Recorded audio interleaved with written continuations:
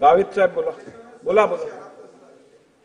अध्यक्ष महोदय, सर आपण वसई विरार महानगरपालिका क्षेत्रामध्ये हे भूमिगत तारांच्या बाबतीमध्ये जो काही निर्णय घेतलेला आहे निश्चितच स्वागतार्थ आहे। परंतु सर या ठिकाणी नायगाव कोलीवाड्यापासून तर झाई बोर्डीपर्यंत हा संपूर्ण एक समुद्र किनारा आहे आणि सोसाट्याच्या वाऱ्यांमुळे त्या ठिकाणी खाऱ्या पाण्यामुळे तिथल्या ज्या वायर्स आहे ह्या मोठ्या प्रमाणात त्या ठिकाणी फ्रिक्शन होतं आणि या फ्रिक्शनामुळे त्या ठिकाणी वारंवार त्या ठिकाणी वीज पुरवठा त्या ठिकाणी खंडित होतो आणि अतिवृष्टीमध्ये सुद्धा त्या ठिकाणी मोठ्या प्रमाणात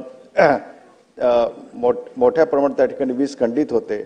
माझी आपल्याला विनंती आहे की सर हा समुद्र किनाऱ्याचा जो पट्टा आहे त्या ठिकाणी एक भूमिगत वायरिंगसाठी आपण त्या ठिकाणी कुठल्या प्रकारे आपण त्या ठिकाणी उपाययोजना करणार आहोत हा माझा स्पेसिफिक प्रश्न आहे सर। अध्यक्ष महोदय, या संदर्भात आपण एक पूर्ण कोकण आपत्ती सौम्यीकरण अशा प्रकारचा एक प्लॅन त्या ठिकाणी ऍक्टिव्हेट केलेला आहे।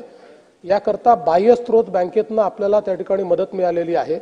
मोठा प्रोजेक्ट आहे। संपूर्ण कोकण किनारपट्टीवर जेवढे आपल्या लाईन्स आहेत या सगळ्या लाईन्स भूमिगत करणं असा या प्रकल्पाचा उद्देश आहे। या प्रकल्पाची सुरुवात झालेली आहे। आपत्ती व्यवस्थापन जे आपलं खातं आहे ते खातं त्या संदर्भात ते काम करतं आहे। त्यांच्या माध्यमातून ते होत आहे। त्याचे टेंडर्स देखील सगळे झालेले आहेत। त्यामुळे येत्या काळात टप्प्याटप्प्याने संपूर्ण कोकण किनारपट्टीवर जेवढे आपल्या लाईन्स आहेत, कारण आपल्याला माहिती आहे दरवर्षी आपल्याला प्रॉब्लेम येतो आणि मग 2-3 वर्षातनं एखादं मोठं तुफान असं येतं की 8-8, 10-10, 15-15 दिवस आपल्याला लोकांना वीज देता येत नाही आणि म्हणूनच आपण हा कार्यक्रम हातामध्ये घेतलाय।